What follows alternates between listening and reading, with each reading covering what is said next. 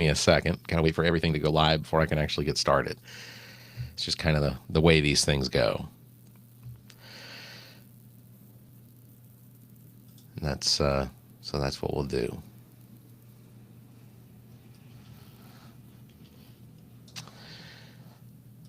All right. Welcome, everyone, to the All About Nothing podcast, kind of daily show. I am Barrett Gruber, host of the All About Nothing podcast. You can find me across all of social media at Barrett Gruber. If you want to participate in the show, you can chat with us on YouTube, Twitch, or Facebook. You can find links at the top of our webpage, theallaboutnothing.com. Please follow and subscribe wherever it is you are listening. We're going to get started here. New episode of the Awakening podcast with Heather and Tamara is out today. You can check that out anywhere you get podcasts or head over to bigmediallc.com for links. I forgot to mention this on Monday's episode, but I will say it here. As well, the All About Nothing podcast dropped an episode this week with an interview with our friend of the pod, Matt Villardo. We get to talk about his health crisis, his impeding move to Maryland, and the state of South Carolina politics. You can visit theallaboutnothing.com for links, or you can check the show notes here in this episode. Also, new episode of the All About Nothing podcast drops on Monday. My guest is Denny LeVay. He is a candidate for the Republican nomination for Senate in Idaho. I haven't recorded it yet, but it should be a good one as we differ on a lot of things and opinions and things like that. But I think, podcast listener, you will be surprised on how much we actually agree on with each other. That episode will drop on Monday. So make sure to check that out. So we've got a lot to get to tonight, including the fact that the former president is our current president is currently seeking to turn the entire Middle East into a giant glowing parking lot while simultaneously trying to sell freedom steaks out the back of a Cybertruck. But first, for more on the man who spent the last decade transforming from America's mayor into a guy who looks like he's slowly being digested by his own suit, it's time for what I like to call a nothing or dive. Now, if you've been following the news, and if you haven't, I envy you. Please tell me what it's like to feel the sun. You know that Rudy Giuliani has had let's call it a complicated few years since 2024. He has been disbarred. He's been bankrupted. He's been pardoned by Trump. He's been given the Presidential Medal of Freedom for some reason, and was most recently seen in a New Hampshire car crash that I assume happened because he tried to use a bottle of Chianti for GPS. Over the weekend, we did get some details on something actually serious. Rudy Giuliani is currently in a Florida hospital in a critical condition, but stable condition. His spokesman, Ted Goodman, announced that Rudy is battling a severe case of pneumonia. And look, obviously, I wish him a recovery. I mean, mostly because I'm not done making fun of him, but the way his team is framing this it's very Rudy-like. His spokesman released a statement saying, Mayor Giuliani is a fighter who has faced every challenge in his life with unwavering strength. A fighter. Rudy. I mean, I guess if the challenge is how many times I can leak black liquid from my sideburns during a press conference between a landscaping company next to a dildo shop, then yeah, maybe he's Muhammad Ali. But it gets weirder. His team is linking his current respiratory issues to 9/11. They said, and I quote, on September 11th, Mayor Giuliani ran towards the towers to help those in need, which later led to a diagnosis of restrictive airway disease. Now, let me be clear. 9/11 lung issues are very real. They're very tragic. It's a very tragic thing for thousands of first responders. But Rudy has spent the last 25 years using 9/11 as a universal get-out-of-jail-free card. He uses it for everything. I'm going to do my best impression of Rudy Giuliani here, and it's not going to work out, but just bear with me. I can't pay $148 million in defamation judgment to election workers because of 9/11. My bank account has restrictive airway disease. I didn't lose my law license. The license simply collapsed in a controlled demolition of my own dignity. Never forget. Give me a scotch. Look, we actually have video on the internet of Rudy just a few days ago on his nightly show, America's Mayor Live, which everyone should watch, at least for the entertainment value. And I assume is being broadcast exclusively to three guys in a basement and a very confused parrot. He was very hoarse, he was coughing, and he told the audience his voice was under the weather. You can see it when you watch it. Just go look for it. He's sitting in front of a green screen that looks like he's in a library, even though we all know that Rudy hasn't been near a book since he tried to use a Bible to hide a flask. He's coughing so hard you can almost see the subpoenaed emails flying out of his lungs. And of course, Donald Trump has to weigh in. He weighed in on Truth Social. Trump wrote, "And remember this is in 2026." And Donald Trump still types like a toddler who's just discovered the caps lock key. "Our fabulous Rudy Giuliani, a true warrior and the best mayor in the history of New York by far, is in critical condition. What a tragedy. He was treated so badly by the radical left lunatics. He was right about everything." The yelling is the caps locks. Excuse me. It's hard to talk like that. I'd have dementia too. He was right about everything. Really? Was he right when he told a judge in Pennsylvania that the word opacity probably means you can see through it? Because that's not what it means. That's like saying critical condition means I'm currently winning a marathon. You know what? Okay. Critical but stable. That is a perfect metaphor for Rudy's entire post-2016 career. His reputation was in critical condition, but his ability to find a microphone was stable. His finances were in critical condition, but his hair dye budget was stable. The report says he was on a mechanical ventilator, but now is breathing on his own, which is good. It's the first time in a decade Rudy has had oxygen in his system that wasn't 40% cigar and 60% desperation. But you have to take a step back and look at the trajectory here. In 2001, he was America's mayor. In 2026, he is an 81-year-old man in a Florida hospital who was recently pardoned for trying to overthrow the government and is currently being sued by a company that makes voting machines because he claimed they were part of a communist conspiracy involving the ghost of Hugo Chavez.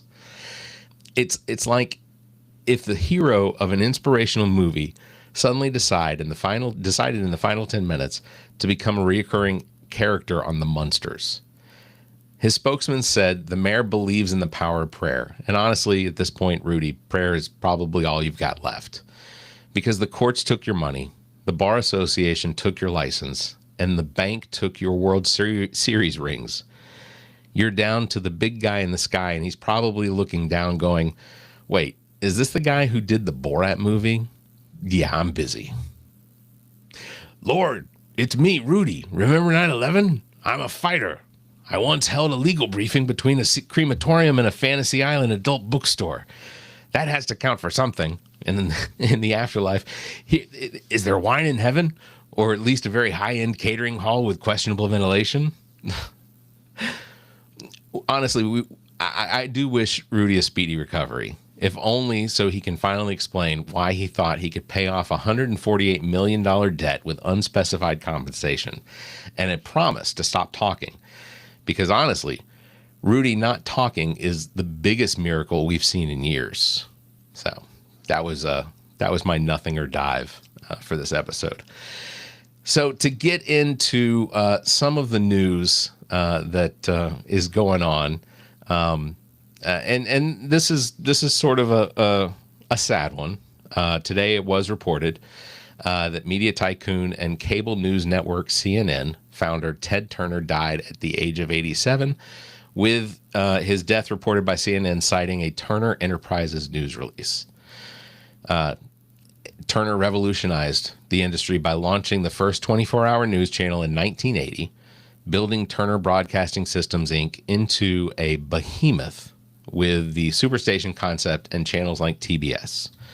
I grew up watching the Braves playing on TBS, and the Braves were broadcast nationally. I think that's part of the reason that they have such a huge fan base across the entire country, is because they were on TBS. So it's kind of a big deal. Ted Turner was just, he was beyond media.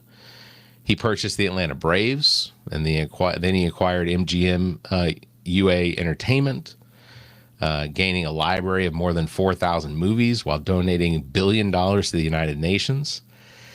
In 2018, Turner announced a diagnosis of Lewy body dementia, describing it as a mild case of Alzheimer's following his 2001 divorce from Oscar winner actor Jane Fonda.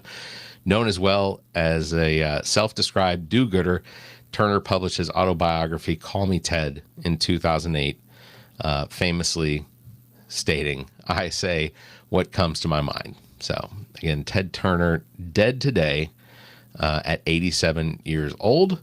I think that is pretty notable in the grand scheme of, media. I mean, just unbelievable loss, but honestly, at the same time, he was 87. I mean, if Bill were here, he'd probably ask me if I was going to shed any tears for the loss of Ted Turner, and the answer is no.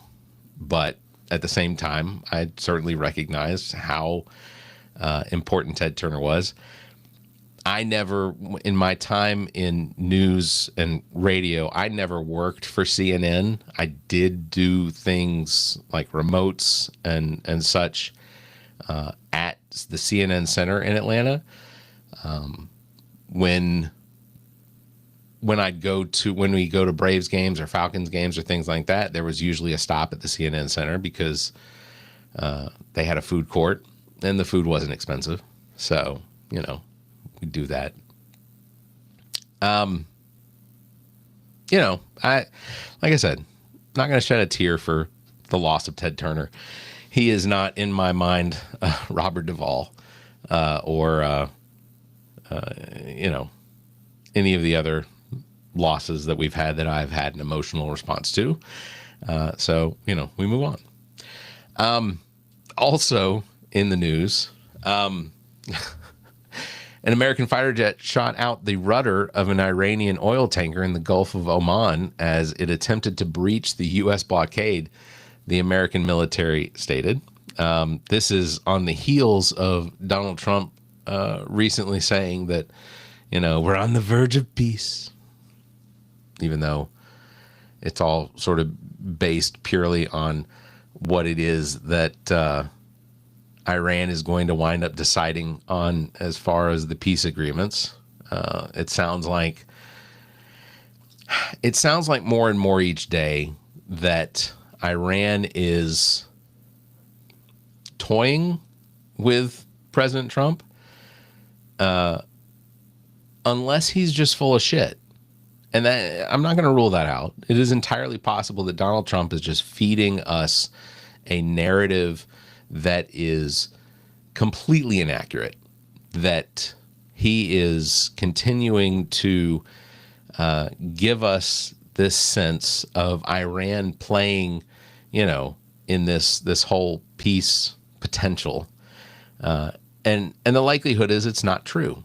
The likelihood is that we are in this ongoing back and forth with a country that has no respect for Donald Trump, because, I mean, I think some of the stuff that they put out, while as an American, I should feel offended by their Lego cartoons that are being accompanied with music and rap music and things like that. But they're making fun of Pete Hegseth. They're making fun of Donald Trump. They're making fun of J.D. Vance. They're picking on RFK Jr.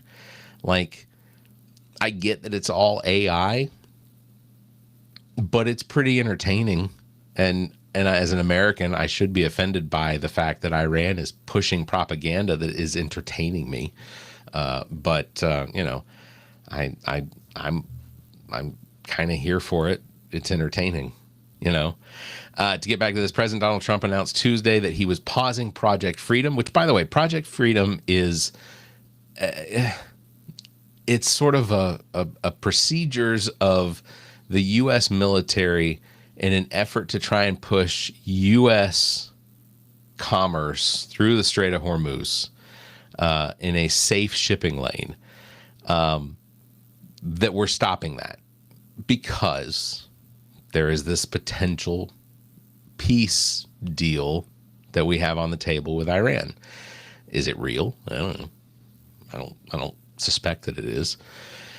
Hundreds of merchant ships remain bottled up in the Persian Gulf, with the straits shutdown costing around $60 million per week, while spot price of Brent crude oil eased to around $100 a barrel today. The United States and Iran appear closer to an agreement ending the war, though Trump warned that if Tehran does not agree to terms, the bombing starts at a much higher intensity. Now, there are reports that, and I find this interesting. There are people reporting out of the Pentagon that the United States in that region is virtually out of military assets when it comes to missiles and things like that. And that's crazy to me, that the number of missiles and drones and whatnot that we have used over the course of the last now 10, 11 weeks. I don't know how many weeks it is exactly, but the number that we've used over the course of that period is twice what we produce in a year, which almost makes me think, are we, it's kind of like me when I play Call of Duty.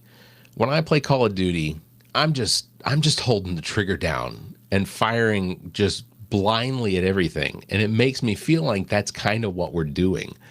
Like our military, because there is no strategic plan in place to get out of this war, I feel like that probably translates into exactly how it is that we're running this war, and that we're just firing missiles. That's what it feels like when you hear reports that the United States military in the region is on the verge of potentially running out of military assets or ammunition in this fight. It's a little alarming, Chinese Foreign Minister Wang Yi expressed his country was deeply distressed by the conflict as Tehran and Washington continue negotiations ahead of Trump's planned summit with Chinese President Xi Jinping in Beijing next week. I don't know. I don't. Again, I see how it's affecting me and friends and family, in that the cost of gas. I didn't take a picture of it yesterday when I was driving past, but the Murphy's gas station, and that's not a plug, but the Murphy's gas station that I normally get gas from, they were at $4.17 a gallon yesterday. A week ago, they were at $3.69. Now, as a Walmart Plus subscriber, I do get 10 cents off every gallon. So $4.17 is $4.07. $3.69 is $3.59. But in a week, it jumped from $3.69 to $4.17, respectively. And I am there's a guy that I think people should follow called Mr. Global, who talks about, because of his experience in the oil industry, he talks about how the oil industry is actually being impacted and not being really reported by the mainstream media, in that what we are experiencing now here in the United States has less to do with the impact of the actual fighting that's going on in the Middle East, and more of our global sell-off of gasoline and natural gas to other countries from the United States. That we have oil tankers that are now picking up gasoline and picking up natural gas and taking them to Europe. because the cost, the price of gas and natural gas in Europe is higher than it is here in the United States. We may be paying $4.17 a gallon, but they may be paying $7.15 a liter. So you do the math on that between gallons and liters. But the gas companies have the potential of making more money by selling their fuel in Europe than selling it here in the United States. Same thing happened in 2022. And when we were in the coming out of COVID, our country was, our oil and gas companies were selling off their fuels to other parts of the world. And it drove the price of fuel here in the United States up. And in some places, we saw gas reach $5 a gallon.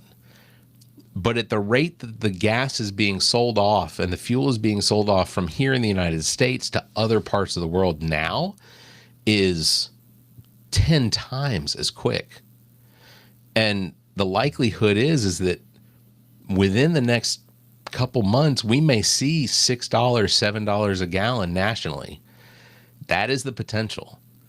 And how quickly we recover from that, I don't think anybody has any idea on that. I mean, the potential is that it may take 2 or 3 years to come down. We could likely, and the thing that's going to piss me off the most is when we get to the point that we get towards the end of a fiscal quarter. And at the end of that fiscal quarter, these corporations that sell fuel are going to show that they still have billions of dollars in profits. And those billions of dollars in profit do nothing but just say to us as consumers that we are nothing but expendable to these corporations. And we don't have anyone in legislature or in the executive branch that is doing anything to stop these corporations from just doing what they're doing. Like, it's insane to me that there are no consumer protections at any step in this process that are looking out for us as consumers. We used to have consumer protections up until 2017. Those are gone. Sorry, my throat's getting a little dry. And it's just insane to me that this is where we're at. It's insane to me. Excuse me.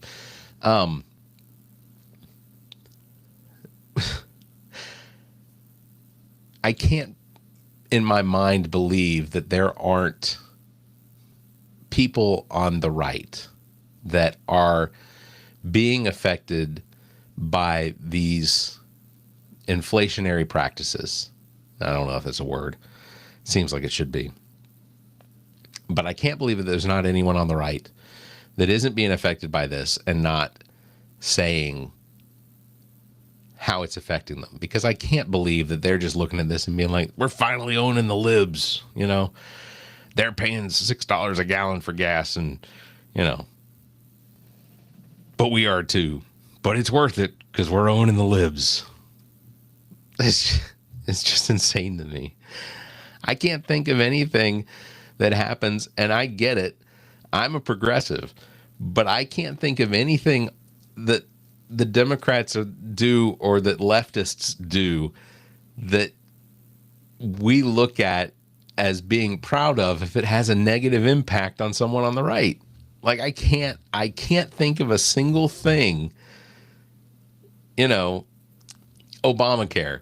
Oh, now, 30 million people have the availability of affordable insurance. Oh, wait, here comes Trump. Let's take that away. What else? The CHIPS Act. CHIPS Act brought jobs. It brought manufacturing of computer chips back to the United States. I don't see how that potentially had a negative impact on Republicans. I'm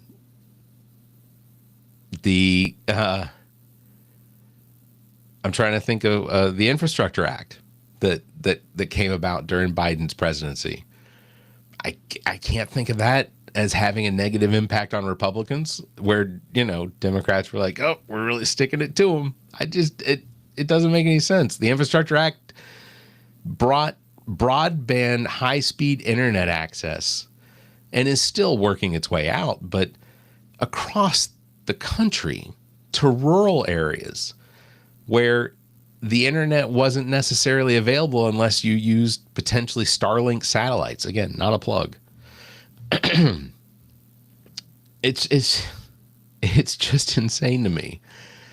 The mentality that all of this is worth it to have Donald Trump as president, who, again, I said this on Monday, who is clearly departing this life at an alarming rate, that he is in a state of cognitive decline that can only be diagnosed as frontal temporal dementia. Like, that's the only thing you could potentially diagnose it as. And he's exiting. I don't know what it is that they're propping him up with. I don't know what it is they're keeping him alive with, but it's clearly something. Excuse me. Last thing I wanted to talk about real quick. If you were planning on becoming an employee of Immigration and Custom Enforcement and wanted to go through their shortened training program, that apparently is coming to an end. Today, U.S. Immigration and Customs Enforcement announced plans to scrap the controversial accelerated training program implemented last year. And they're going to be returning to the longer, more traditional instruction period for new deportation officers. So starting on July 1st, the agency will revert to a 72-day instruction period at the Federal Law Enforcement Training Facility in Georgia. This replaces the condensed 42-day program, roughly half the original length, that was introduced to facilities to facilitate a massive hiring surge under the Trump administration. DHS officials stated the change is possible because the agency has successfully completed its goal of more than doubling the number of immigration officers to 22,000. With the immediate pressure to staff up subsiding, the focus is shifting back to long-term training quality. 72 days. 72 days. 42 days. To train someone in what is and what should be fundamentally a very intensive art of how it is that they should be handling immigration and customs enforcement. I am not certain that 42 days is enough, because we've seen the results. There have been multiple Americans that have been shot and killed here in the United States as a result of conflict or a situation that they have been involved in with ICE officers. We have seen tens of thousands of deportations of what are American citizens, and ICE admitting that these were mistakes, that they should not have been deported. ICE operates in a fictitious jurisdiction where they appear to be allowed to be judge, jury, and executioner, all in the same bubble, which isn't how it works in here in the United States. We have something called due process. Many of these individuals that are being deported that have turned out to be American citizens were not given any due process. That's it. It's insane to me. And if it were the left doing it, the right would be flipping out. But see, the left isn't going to do it. There's really only one party of that seems to have respect for law, and that is the party that didn't try to overthrow the government in 2021 at the Capitol. And you know who you are. All right. That's my time. They're giving me the red light. So I'm going to wrap it up. Big thanks to everybody for watching. Thank you for listening. Don't forget, you can follow me at Barrett Gruber across all of the social medias. Thank you very much for liking and hitting that bell. If you can, give us a 5-star review and leave a comment. Until next time, you all stay safe, be kind, and keep your hands to yourself.